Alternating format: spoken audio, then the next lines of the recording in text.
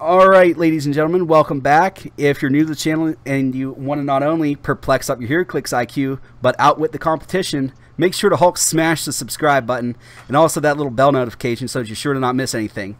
Today, we have a very exciting video. This is the first Mr. Clicksflix interview type thing we're doing, slash roundtable show. Hopefully, we're going to be doing some more. I apologize for the semi-ghetto-fied thing we're looking at here, but I'm doing my best to adapt and overcome. So right here we have Mr. Darklogos, who's a bit of a celebrity amongst the competitive players. So go ahead and introduce yourself to everybody. Hello, I am Darklogos. I am technically, I think I'm the oldest Heroclix competitive podcaster or caster in general. I do Starting Over Podcast on YouTube. I also am twitch.tv/startingoverpodcast. That's me now.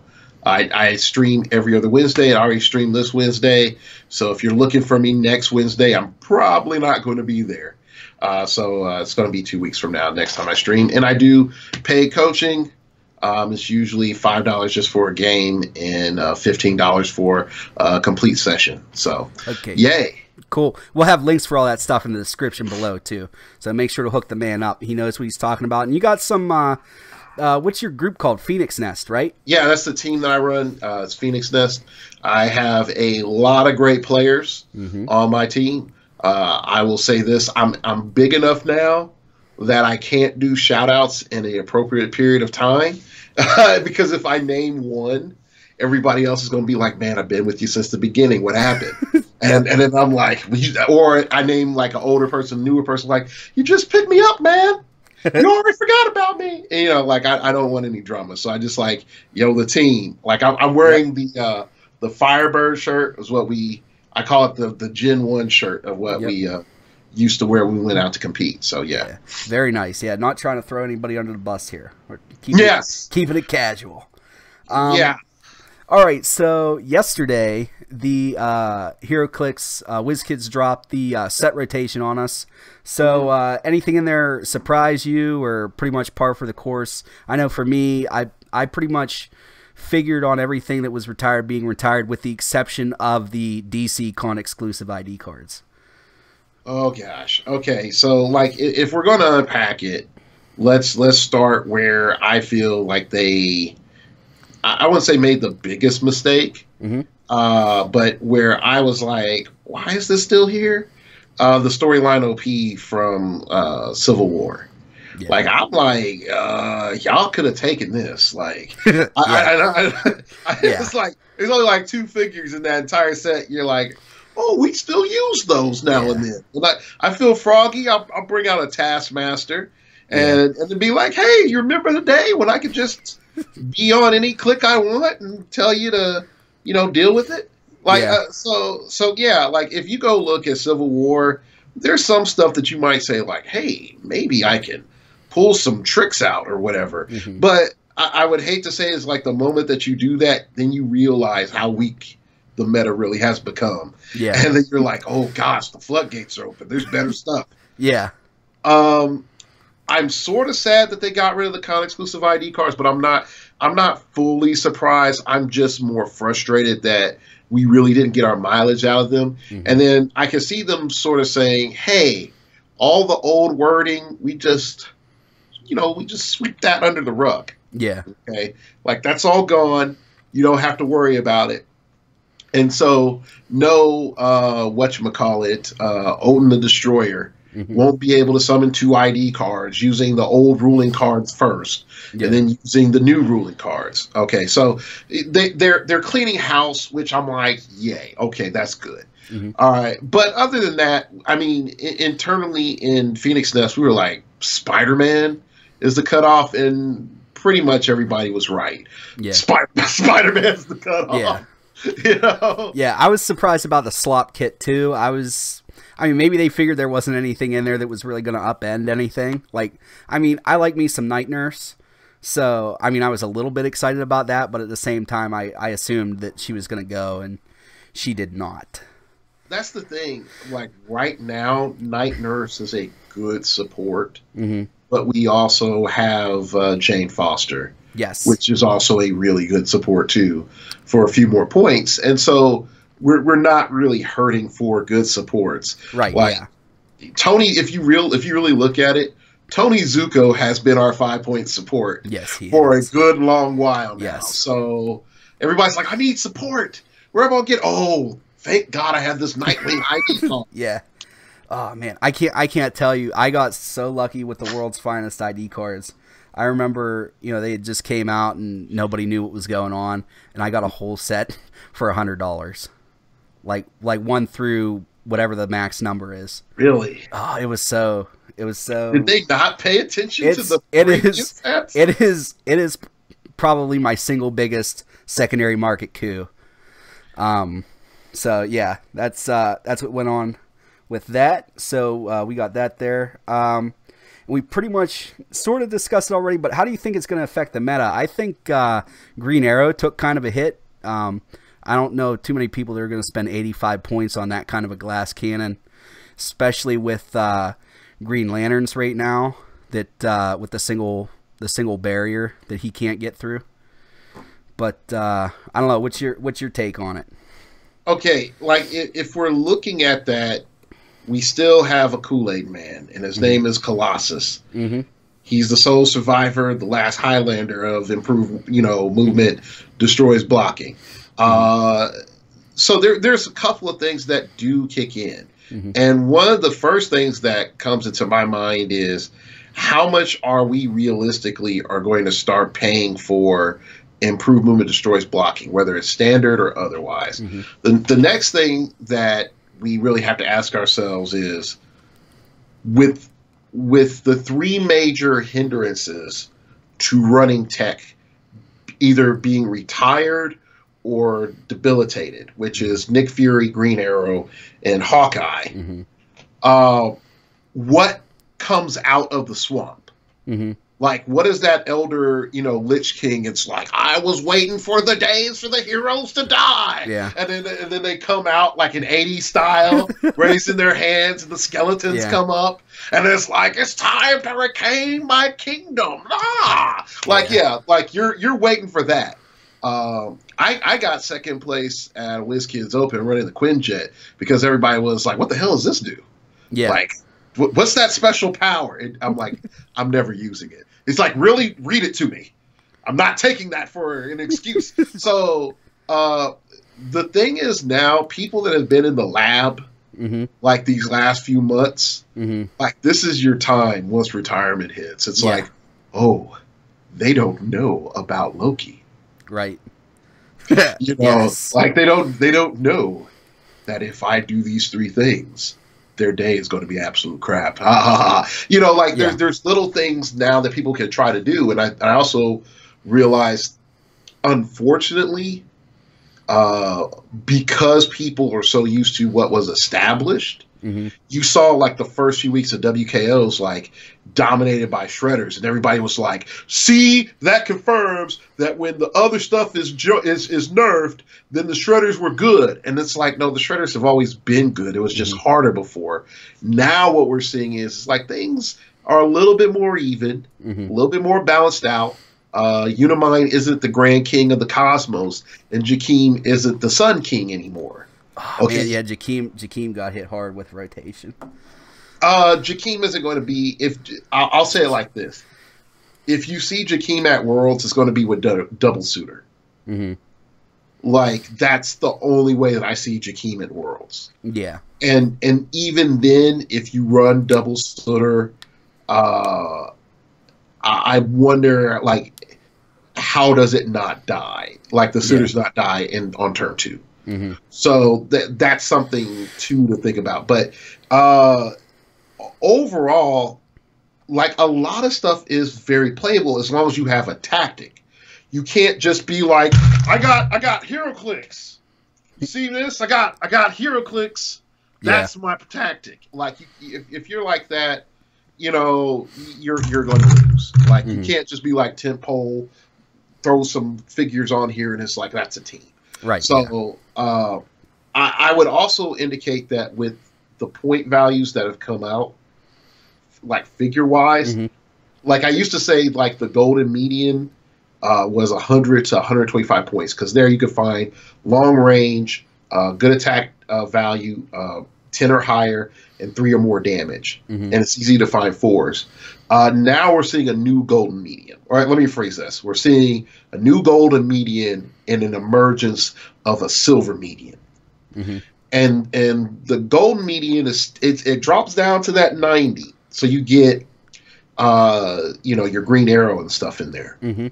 And then it goes up slightly to about like 130, because there's a couple of characters that nudge out around 130 that you start getting your 11 attack, 4 damage, decent range. But when you start looking at 50 to 75 points, a lot of your workhorses are coming from there. Common, is it uncommon Green Lantern? I talked about this cat since he came out from Elseworlds. He's like, I got 8 attacks, running shot, pulse waves, and TKs. I'm like, if you got 8 attacks off, you're most likely dead by 4. Right. But 8 attacks, great. Okay. And then he dies. Oh, what? He can't do ranged attacks anymore. He doesn't have powers. Whatever. Give me that running shot, pulse wave. Right. Like, I'll take that. You can go look at Red Leader. We saw emergence of Red Leader on some of the. I love me some Red Leader. Yeah, on some of the Magneto chase teams. Looking at Goblin King at 75 points. You can just start to see, like, between this 50 and 75 point realm, we're getting characters that they're just like, they're edging on in there, and they're like, I can't Hadouken for a ton of damage, but when I hit you, you sort of take a step back, and it's like, is that man strength? Is that man strength? Hold up. Wait, I don't know how I should deal with this quite yet. It's like the first time, like if you're a guy, the first time a woman swings on you and it hurts. Like, what? Hold up, wait. I don't know how to take this quite yet. Because my man brain says do one thing. And then my society brain says this shouldn't be happening to me. So we gotta seek shelter. It's like, hold up, wait. You have to have a Chris Rock moment. Like gotta shake them a little bit. So, but and that's a joke, people. That's a Chris Rock joke.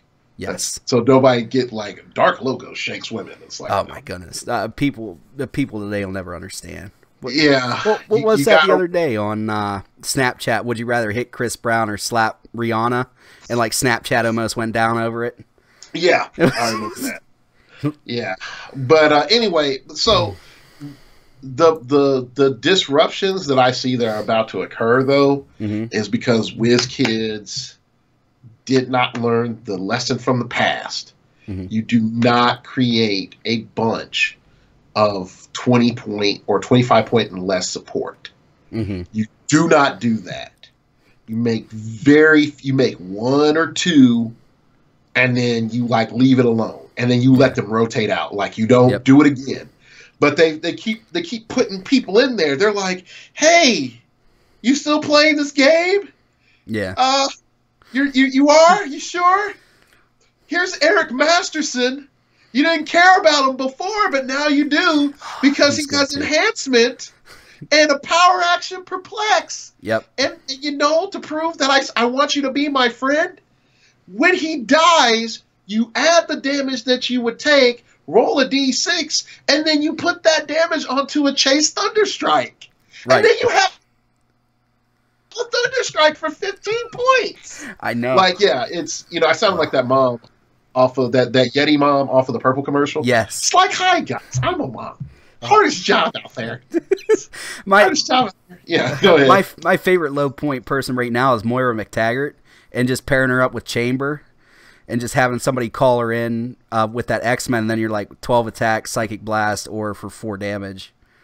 Hey, if you listen to my whole breakdown, you did have a breakdown. I was giving the fist pump as you were talking. Shameless plug, 2 shows: X-Men, X-Men Xavier School breakdown, and I also did a breakdown on a live stream. Chamber is one of the top student IDs. He's like so if I could.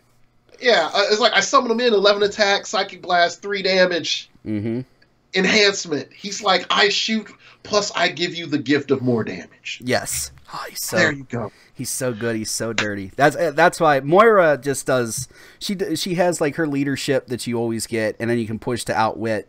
But then you get the ID card for free that you can, if you're smart about it, use your perplex on too. So yeah, it's just it's silly. It's a silly game right now. I'm with you. I'm a big support guy, and you have options for days for low cost support right now. Yeah. I think the problem that most people are going to come into going forward is, what is my main plan? And because most of that isn't written out anymore, someone could be like, well, I'm going to do Mistress Death Mjolnir. Okay, what's your backup? You don't have a round table or a teleporter anymore. Right. Like, what is your end game? Okay, you can summon some ID cards, but it's not as powerful as it was. What are you going to do? Do you have, Flora Colossals in the background or something? Like, what's the goal? Like, and so the layering, I feel, is going to be an issue for a lot of people. Yeah. But at the other end, I hate to say it, is if you're not putting your time in on Roll20, that's on you. Yep. Yeah, Roll20 is definitely where it's at right now. Yeah. And Roll20 is functionally like the painless tournament, is how I look at it. You call some friends up, you order a pizza, and you're just like, this Saturday we're just going to chill and make crazy teams and play on Roll20. And you do it, it's fun. They're able to come into the game and actually like move the pieces, which you couldn't really do before. I mean, and I've played on the internet for like 4 years now, and everything you're sitting there on the phone like, okay, I move into J8. Man, then, I hated doing that. 5 turns later, it's like, I'm going to go attack your guy in J8. He's like, hold on, wait, no, I thought you said he was in H8. Like, no, man. Yeah. No. I remember, did you ever play in one of the Facebook tournaments where it was either Skype or Google Hangouts that you had to play on with your camera? And you had to like show your dice rolls and stuff. I mean, struggle was real. It was this new way is so much better. I had one of my boys, Mace, when he was alive. We would always accuse each other of cheating. Yeah, on the die rolls, because we would be stubborn about our tech is our particular version of the tech is right. Yeah. And it's like, you just crit hit, you lying bastard. No, you didn't. No, you didn't. And we would go back and forth, knowing at some point in time each one of us had cheated. Yes. So so this whole thing is like legit. So Roll20, like, go on there and Frankenstein that sucker, because like I'm looking at what's his name here, Swarm. He's good. Okay, so let's ask ourselves this: why has no one played Swarm? Well, you could say it's cost. Okay, that's fair. You could be like, well, the bees are okay. I'm like, all right. But the real reason is that you're afraid that someone's going to Nick Fury your defense power or hit you with Green Arrow. Now, let's ask ourselves a legit question. If I know you can't have Nick Fury anymore, and my only real threat is Green Arrow standard play, what position does that put Swarm in? Okay, and that's a legit question, because now you can be like, that is a good question, Darklogos. Like, like, could I actually do something? Would an actual average team, do anything to me? Like, there's little things like that. You have things that fell off, like Prime Deadpool. And you're like, well, Prime Deadpool, his damage sucked. I'm like, yeah, but he can also like shifting focus into like 8 different other things. And if he pilots a vehicle and the vehicle blows up, guess what? He comes out and he heals. And then he shifts into something to murder people. So like there's a lot of cool things for people to play with right now. I think the hard question comes in, and I know this is sort of me shooting myself in the foot, is, are people willing to move away from the casters for a brief season and figure things out for them dang self? And this is not me trying to be rude or inflammatory. I think the average player won't. No, a lot of people, it's easier if you say, I saw X build on, you know, X podcast, and I saw that it won, you know, 3 ROCs. That's just what I'm going to use. Rather than be like, hey, I can, you know, if half the field was that team, I can come up with something that's going to beat that, you know, 90%, and it's going to be something that nobody's going to see coming, so they're not really going to have a counter build for it. You know, it takes more, and it takes a little bit of confidence too, and it's hard to have that confidence if you didn't, you know, win a couple WizKids Opens or ROCs. Right. And for me, the issue more along comes back to the culture of Heroclix right now. And the culture of Heroclix is win at any cost. And that, I mean, it's not the devil, okay? Like, I'm not saying like competition is bad, blah. I'm not. I run I run a freaking Heroclix team. If I thought competition was bad, I'm in the wrong game, okay? Right. But at the other end, it is clear that, you know, learning is just as important, okay? And a lot of people have not really spent a lot of learning time. And since most people haven't spent a lot of learning time, you're sort of caught back. And you're caught back in a couple of negative ways. The first negative way that I see right now is when it comes to creativity, most people's minds are too narrow. They're like, oh, I could never play that because, you know, I haven't seen Easton Brock play it. And and you don't know, like Easton Brock could have said like, that's too strong. I want to have some fun. I'm going to play this instead. And you go and take Easton Brock's fun team as like the toppity tip top of the meta. And it's like, no, that was his fun team. And he got first because he wasn't taking it serious. Right. You know, but you know, like I'll have folks that'll listen to me and they'll be like, hey, Darklogos, what's the next secret thing? And I'm like, well, you tell me, man, because I'm up here scratching my head too.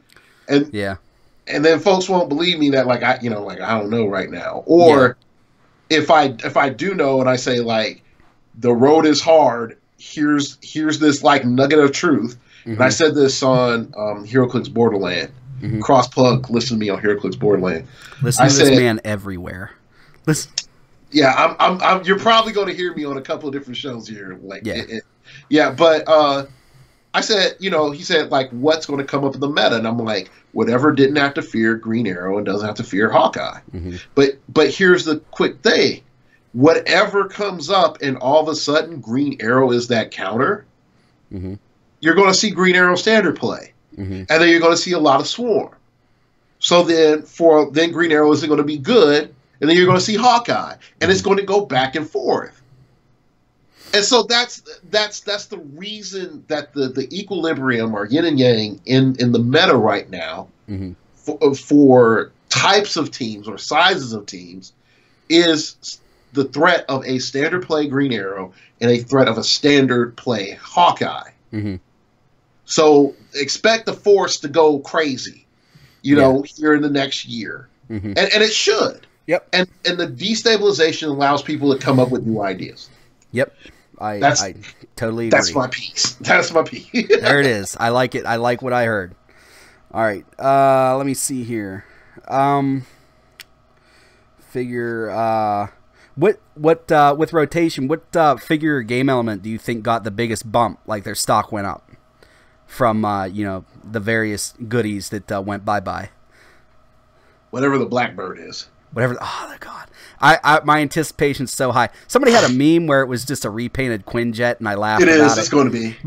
But don't get your hopes up as well. I know. It did say set, so I wonder if it's just like not even going to be the Blackbird. It's going to be something in the Blackbird set. No. See, and this is the thing I realized real quick. The Blackbird is not going to look like the Blackbird. like the elongated body and all the other stuff. Yeah. No. What you're going to get is a Quinjet repainted black with a red lens. Yeah. That's all you're getting. Like, as soon as you accept that, the better you feel, and you're going to wonder, like, what does that dial do? Yeah. Like, once you get to the meat of it, and you're like, what does this dial do? Then it's on. Okay, but until then, don't stress out about, oh my gosh, what is it going to look like? Because it's going to look just like what you think it is. Unfortunately, it's WizKids. Yeah. Do you think it's going to have a? I know we didn't talk about this question earlier. You think it's going to have like a Quinjet type mechanic with the ID cards, or you think it's probably going to be, or you think it's going to be something we don't even know what it might be? If WizKids was smart, mm-hmm. they would not let it interact with IDs. Mm-hmm. If they were smart, because the Golden Age implications alone is ridiculous if it did. Mm-hmm. If it worked just like the Quinjet, oh my gosh, that is the most horriblest thing that they could have done. Yeah, I agree. Because they just took the game way back 2 years mm-hmm. and said, let's try this again. Yeah. Except with weaker cards. Yeah. And it's like, no, I know we don't have Ultrons anymore, but we have something worse. Yeah. It's called Beta Ray Bill. Oh, Beta Ray Bill is my jam. And that sucker can summon enough of these things. Yeah. And then freaking cloak the Blackbird so we can never shoot it. Yeah. So, no, this is a bad idea. So, I think that's going to be on the come out, whatever it does. Just for the fact that it's going to be a vehicle, it's probably at least going to be 14 clicks deep mm-hmm. at full, at least. So it's going to have value. The question is what other things is it going to be allowed to do? And mm-hmm. I don't know. But I think that immediately is the number one thing that comes up. Yeah. I agree. That's the whole reason I'm going to Origins for at least a day. I'm taking a drive to get me a Blackbird, because that's if it's good at all, it's going to be more than the MSRP to pick up secondary. I think, unfortunately for me, is I have my Nats bid, mm-hmm. and it's like, okay, going to Nationals to play and being there like a day before, then leaving. Yeah. Like, WizKids made it so I don't have an incentive to be there for 4 to 5 days. Right. If you're at liberty to say, do you have any feelings about them so far splitting up Nationals and Worlds? They haven't said that they're going to put them back together yet, so I'm just working under the assumption that they're going to stay split. What do you think about that? Or you just don't care to talk about it? We have a team meeting Saturday. Yeah. And right now, I'm going to say this. Like, I know what I'm initially planning. Mm-hmm. And if I hear from the team, we might do something else. Mm-hmm. But it's for those of us that qualify for Nationals that want to go, mm-hmm. I'll be like, hey, cool. Let's head to Nationals for 2 days and then head home and change up our expenses. Mm-hmm. And the thing I don't think WizKids understands is that just because you get me at 2 cons doesn't mean that I'm going to spend more money. Yes, that's correct. Okay, so I'm back. So let's just say, hypothetically, you get me at Origins. I'm there for 2 days, and then you get me at PAX Unplugged, and I'm there for 3 days. Mm-hmm. Okay, it's the same 5 days. Mm-hmm. Okay, I've spent more money for the same 5 days. Mm-hmm. Okay. Now, what you've also done is you come and threaten Rocktober. Mm-hmm. So let's be honest about that. Yep. Nope.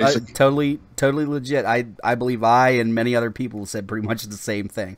Yeah, it's like, if shots fired, and I know some people don't believe it's shots fired, but I'm like, you're either oblivious, and it's like, don't, the saying is, don't blame for malice for what stupidity would suffice. Yeah. And I could say that because it's not their job to care about Rock. Mm-hmm. But they care about Rock when Rock messes with their bottom line. Right. I mean, if I'm looking at it from just an outside looking in perspective, I would say if your choices go to Worlds or go to Rock, would I rather win a couple grand or would I rather maybe design a figure? It depends on your skill set. Yeah. Yeah. Like I'm not. Yeah. I'm not jacking with you. Yeah. So I can say this, and this is the one thing about Origins, which I think is the most interesting thing. Mm-hmm. I can go to Origins this year mm-hmm. with about $600 to $700 mm-hmm. and make 1,500 probably. Mm-hmm.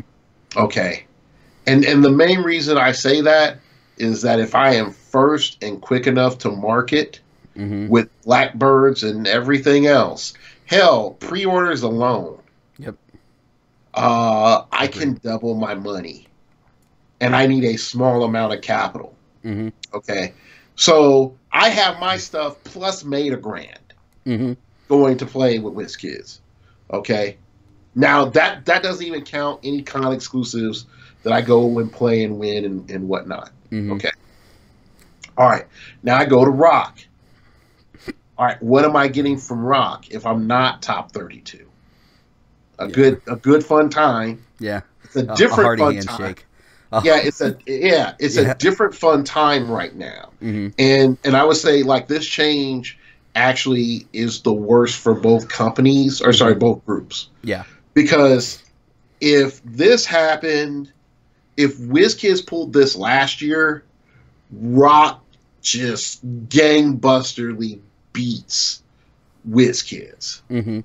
Gangbusters like so hard, okay? And everybody would yell at WizKids, mm-hmm. okay? But the fact that Howard took over the Rock and he's like, and this is something a lot of people don't know is why it's not in Atlanta, is that the contract with the Doubly, wherever the place it was, ran out. Mm-hmm. They had a 3-year contract. They ran the Rock there for 3 years, and then it turned into a DoubleTree, so the prices probably skyrocketed. Yeah. Yeah, so they're like, so Howard's like, well, we would have to move this party anyway, so I might as well move it to my store and I can be more profitable. And I got a lot of space, so I should be able to host everybody. Okay, great. But we don't know what that experience is like. So for mm-hmm. Rock players, we're on an unknown. Mm-hmm. Okay, and if you're a store during Rock, you're going to side with WizKids because the WizKids kit is $40. Mm-hmm. It's cheaper. And you're getting the same amount of players you're getting from a Rock tournament. And you don't have to give up a case of whatever. Yeah.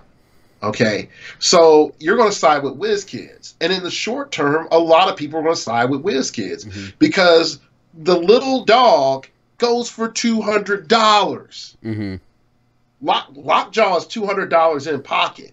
Yep. So if you find enough punk WizKids opens to a 10, let's just say you do well at all of them and you win one. Mm-hmm. You've just made $600. Well, no, maybe not $600. You've made at least $400.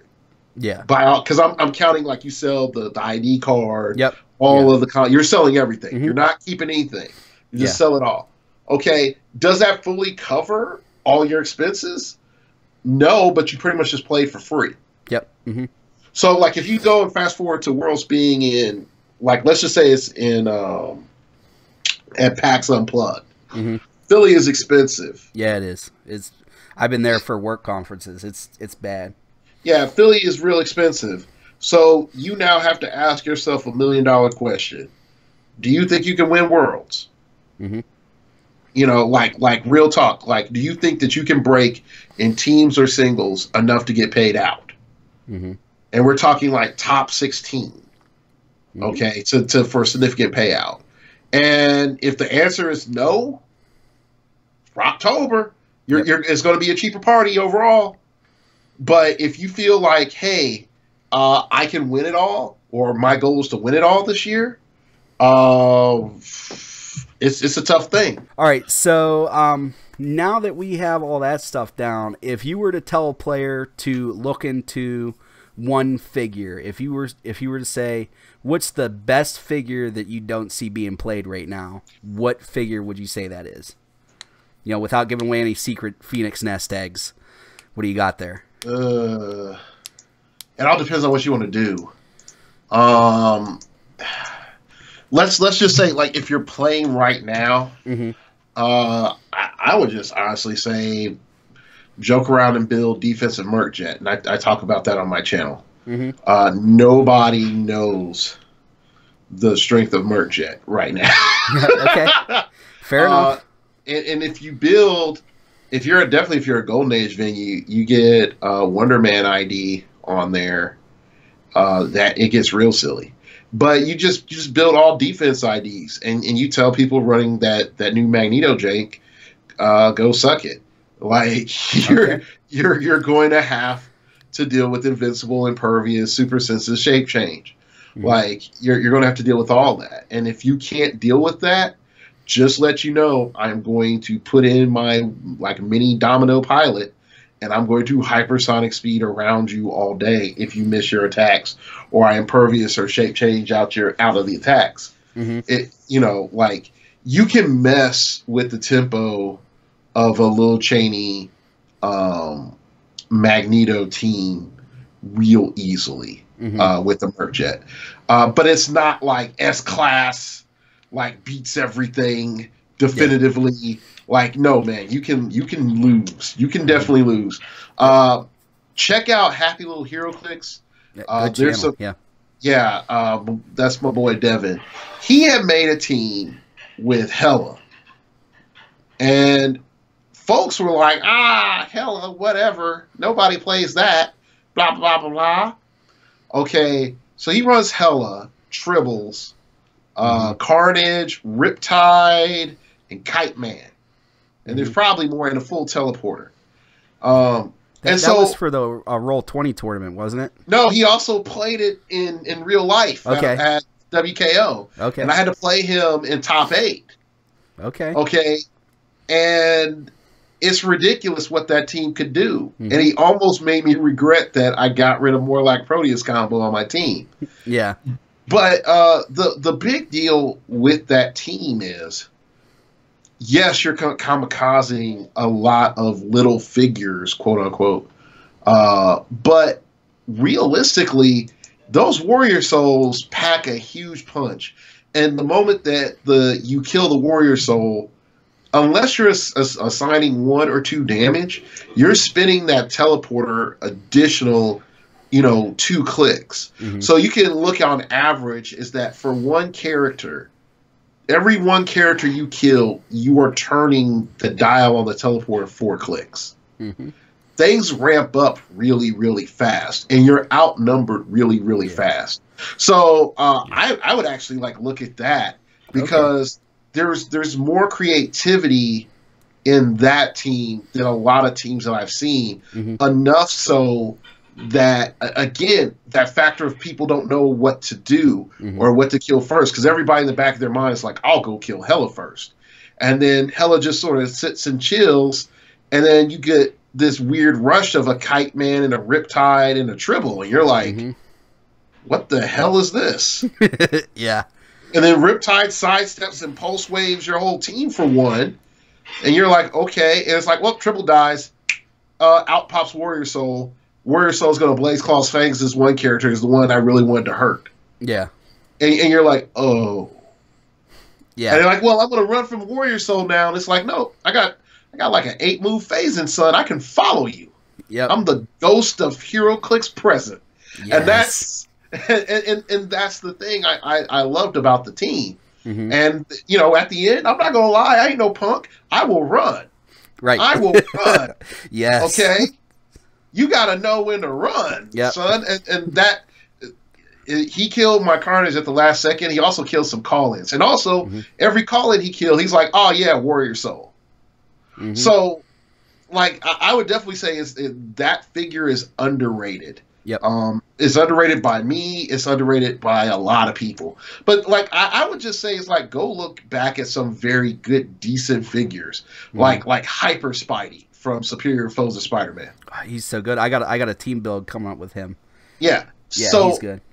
Yeah. So a lot of folks will look at that Spider-Man, and the first thing they'll say is, "Hey, Darklogos, yeah, he's a wild card, but he doesn't have that much movement." And on top of that, man, with the new super strength rules, he can no longer just run up and punch a dude for 6 damage, or hit somebody, pick up a heavy, hit him for 5, perplex up your damage to 6. And that's what I bought Hyper Spidey to do. And I would come back and say, no, fool, you go play an elevated map, watch your opponent come at you, bro, perplex up your damage, make sure they don't have knockback protection, hit them for 3 or 4, and then knock them off a bridge with super strength.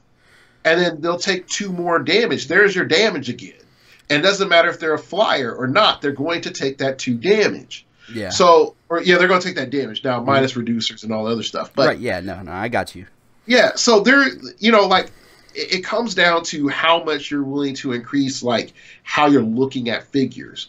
I know some folks are like, super strength sucks, and super strength with hypersonic speed sucks. And I'm like, no, because what the game has done is given hypersonic speed super strength players the huge ability to control map positioning. Right, yeah, I think, honestly, super strength probably got one of the biggest buffs, in my opinion. Like, the ability, like, especially if you're playing against somebody where they got to stay all clustered, you know, like, nah, I'm knocking this dude, you know, 4 or 5 clicks, or, you know, 4 or 5 squares away.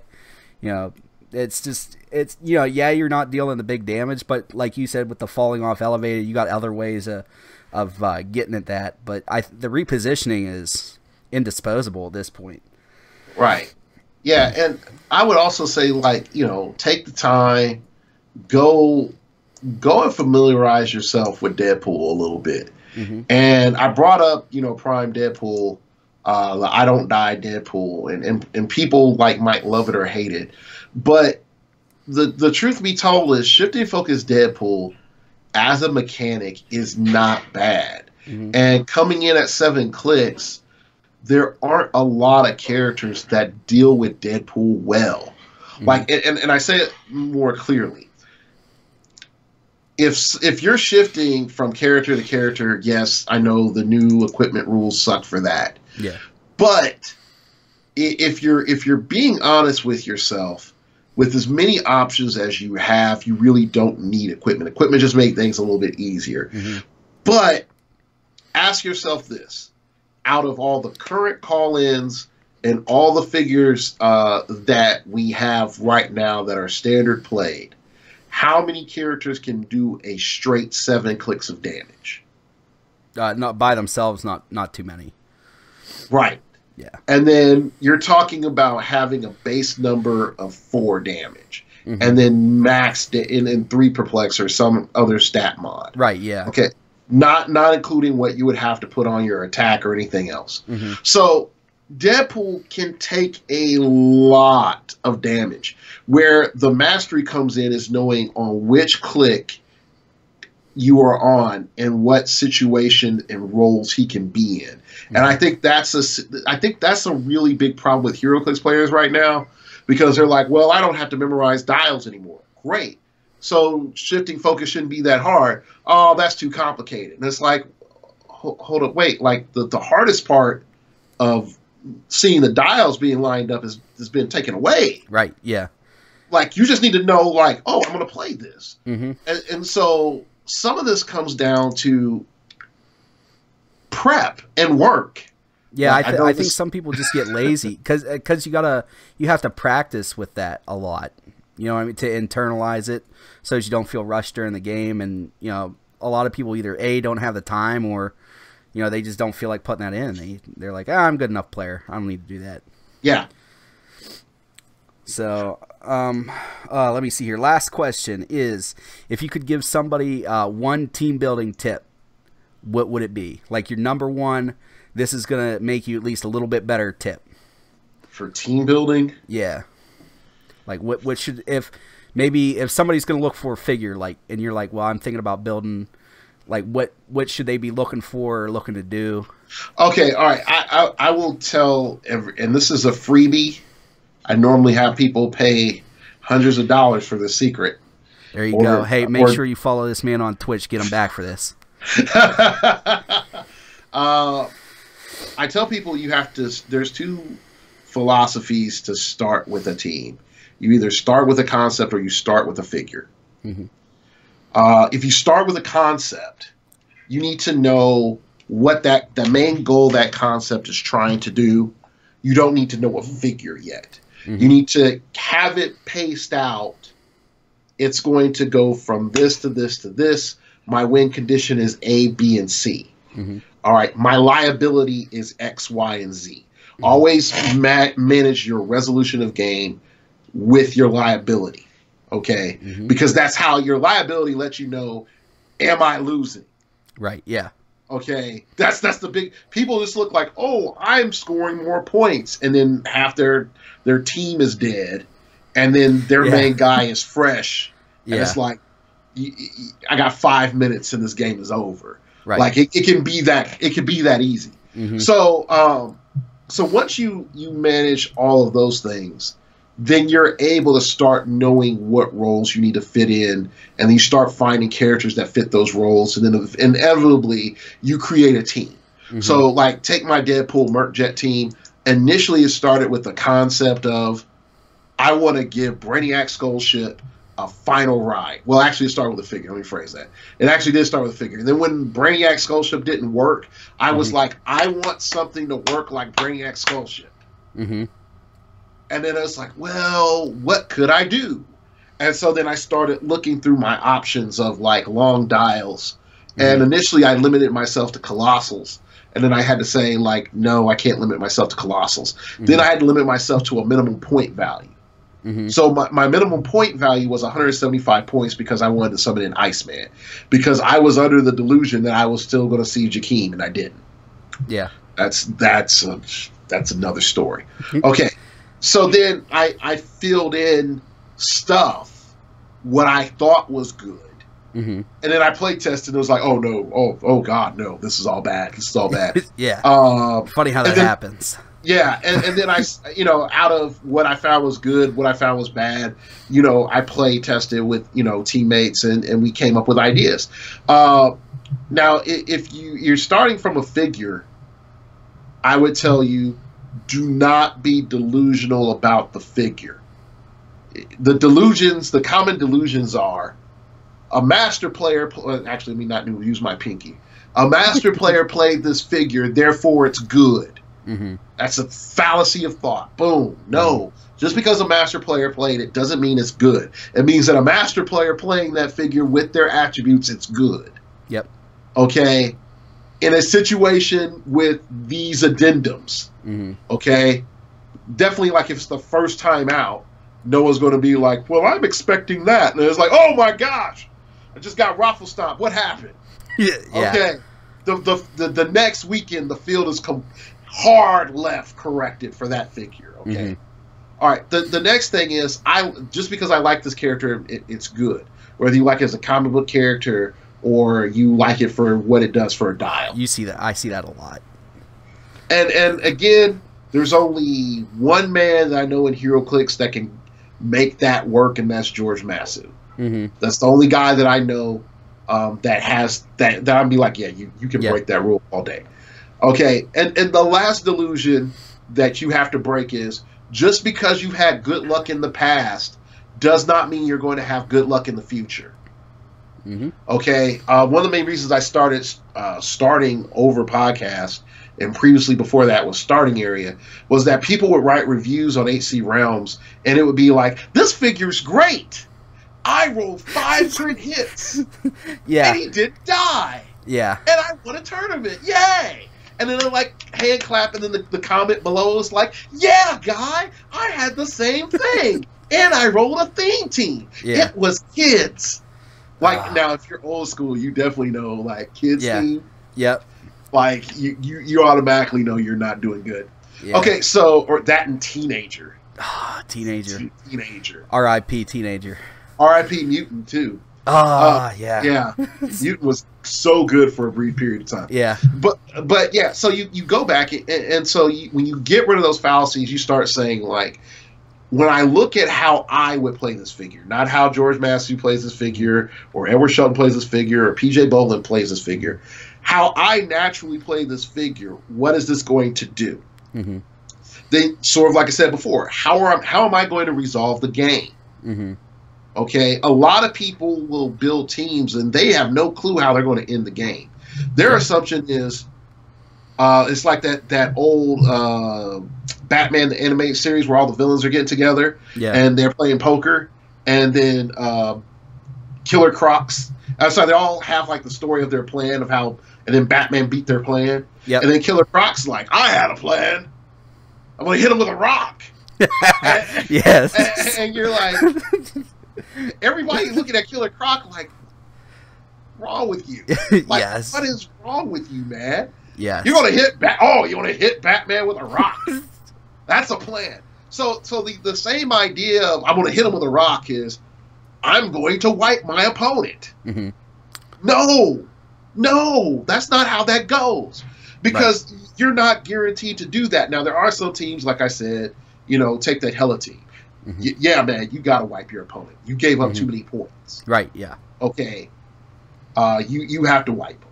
All right. So PJ's robots team or Ultron Drone team, the Kenny Pena's Mistress Death, Black Panther, and the Wakandan Warrior teams. Like all of those teams are like, yeah, you got to wipe because you gave up too many points.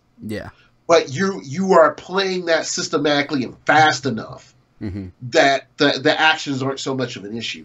But you have to say, like, okay, my first 3 turns look like this. My mid game looks like this. My end game looks like this. I can win like A, I'm going to kill them all. B, I kill their main attacker, then run. C, I play elevation games, and then I just run out the clock, and then I snipe blank at what period of time.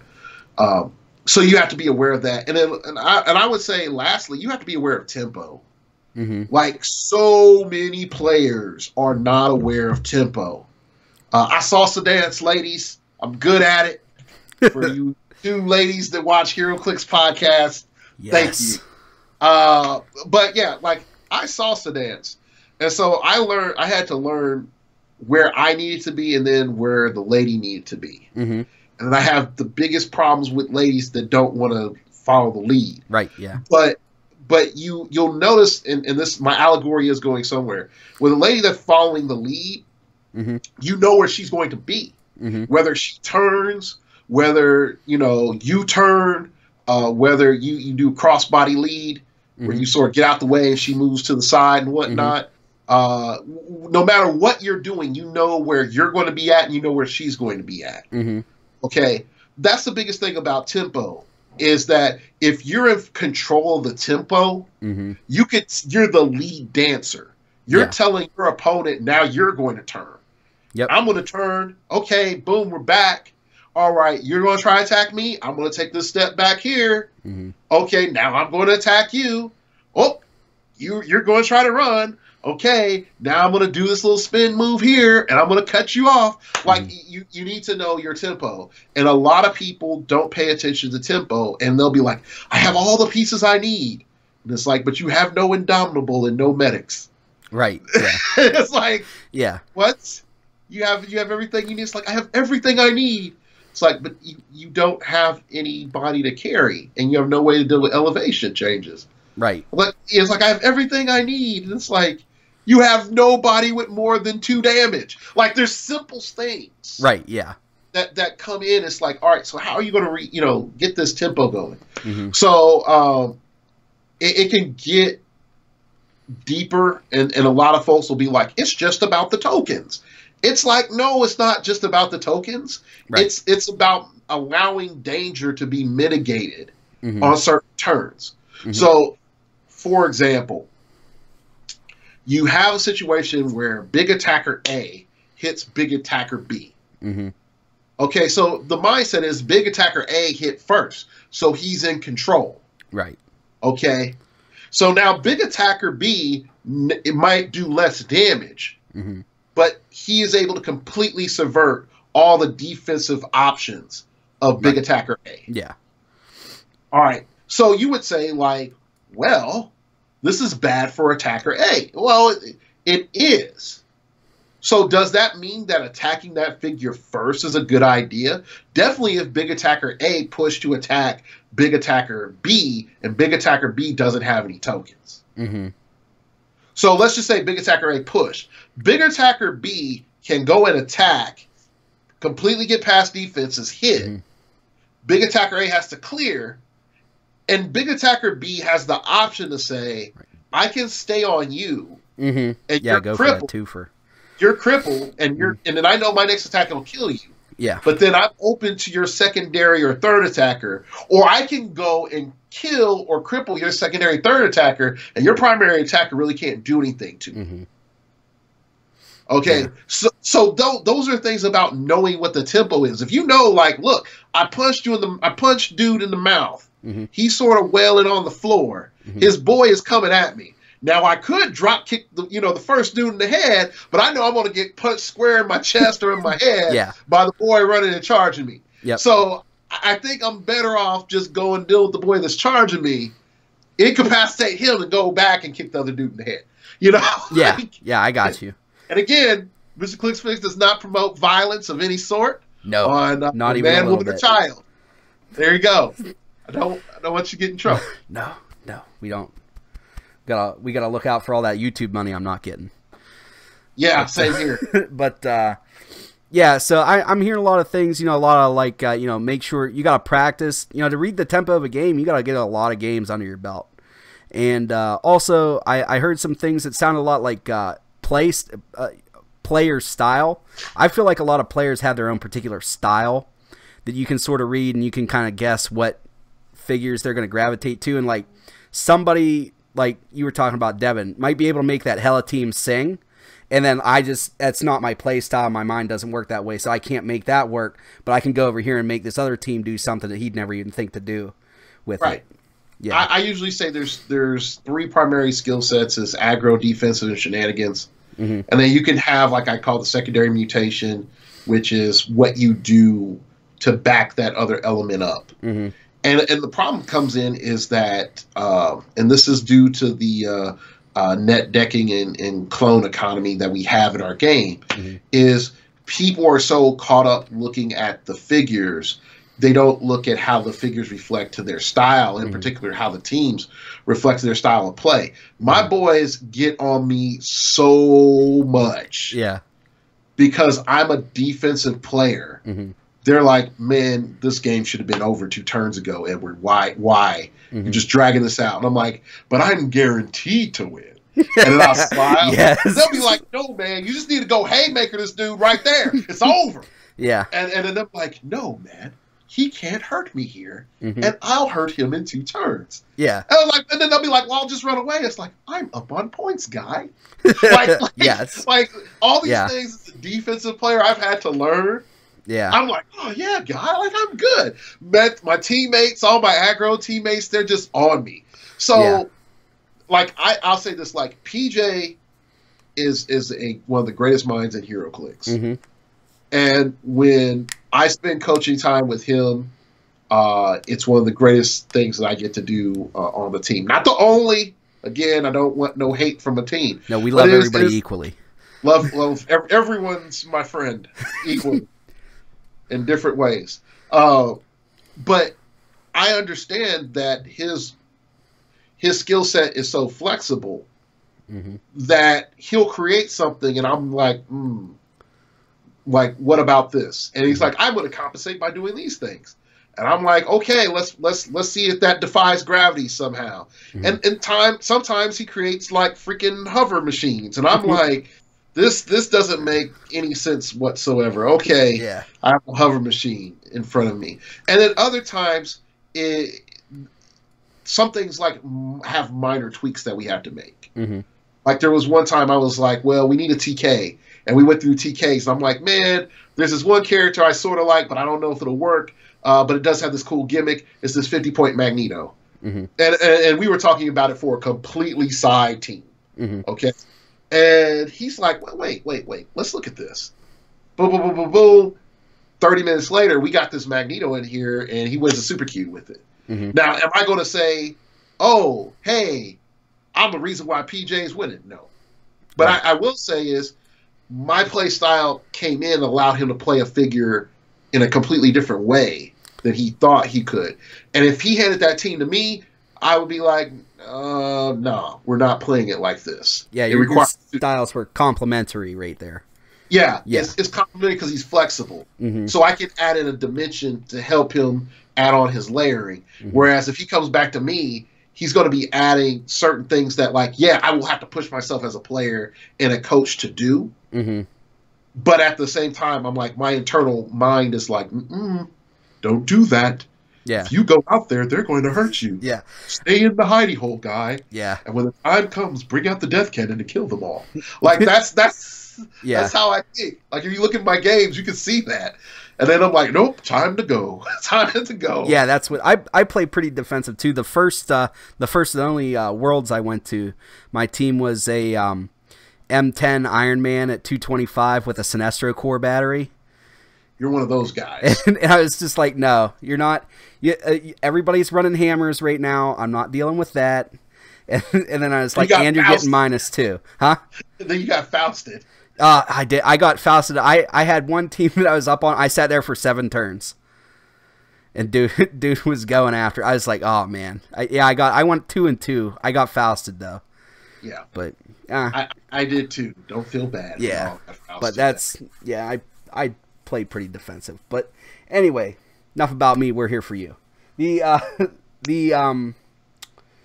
All right, so we are just about at the end here. We're a little over an hour, which is fine. That's what we were shooting for anyway. So we have edit. Yes, we have editing too, though, so we'll be all right.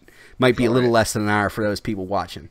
But anyway, we want to thank Darklogos for coming on with us, and go ahead and tell people one more time where they can find you, and get you a little money, because dudes definitely owe you some money now after this. Yeah, this is you give the first hits free, as I say. All the good ones. Yes, that's what they do. That's the lesson from the game. Yep. And again, Mr. Clicksfix does not promote drugs and the consuming of illegal substances. Yes. Okay. Oh, man, we're all over the place on things I don't condone today. Yeah, like this is why they don't let me have nice things. Anyway, you can check me out on Starting Over Podcast on YouTube. So if you typed in Heroclix, you probably saw me. Yep. Probably on page 5, but you probably saw me. You can email me at startingoverpodcast@gmail.com. You can find me on Twitch, twitch.tv/startingoverpodcast, all one word. You can, follow me on Twitter at startoverpod. I usually say like a cool sci-fi thing out after that, but it's not my show. If you want to have a Skype game with me, it's $5, no coaching. And then we can, if you want like a coaching session where I sit down, customize your style, what you want to learn, and how to, make you a better player, almost like a Phoenix Nest member. It's $15 an hour. You can catch me once in a while. Once a year I have a sale, but that's random. Like you can't predict when I'm going to have a sale. So yeah, that's pretty much it. There you go. Yeah, and definitely you can see from this little conversation here, well worth the money. And make sure to give him a sub. That stuff's for free, and dude is criminally undersubbed. So well, it is like every time like one of your videos pop up, I'm like, how is he like this? But whatever, it is what it is, I guess. But you know what you're talking about. Yeah. So all right, and I can do the lecture format. Yeah, be prepared for that deep dive, because it is not for the faint of heart. Yeah, I usually tell people, and I know my boys like, you throw away so many views and so many people, but I'm like, by the time you get to me, if you haven't decoded the Heroclix language, I'm like a guy speaking in tongues, and you're just like, what is he saying? And then I'm telling you the truth of the cosmos, and you're just hearing blah, blah, blah, blah, blah, blah. That's all you're hearing. Yeah. So, I always tell folks, hey, if it doesn't sink in at first, it's all good. Come back. Come back in a month or two, and you'll be like, I get something. And then after a while, you'll go listen to older shows, and you'll be like, I get it. I finally get it. I perceive the light. Yeah, Darklogos is not a first-day Heroclix person, but he is somebody you need to stop at. There's other people that get you started, and Darklogos where you finish. So. Yeah. But, all right, guys. Well, thank you for joining us today. If you like this video, make sure to give it a thumbs up, give it a share, because that really helps keeping us motivated to make these videos that we don't really get paid for. And if you super enjoyed it, make sure to check me out at patreon.com/MrClicksFlix. Also, check out my Spreadshirt store for some really cool swag, Heroclix related. And also, if you're just stopping by Amazon and buying something random, make sure to click that affiliate link so that you know, a portion of that will come to Mr. ClicksFlix. Won't cost you any extra, and it's just a win for both of us. So that's all I have for you guys today. As always, please remember that it's only critical miss if you don't have probability control.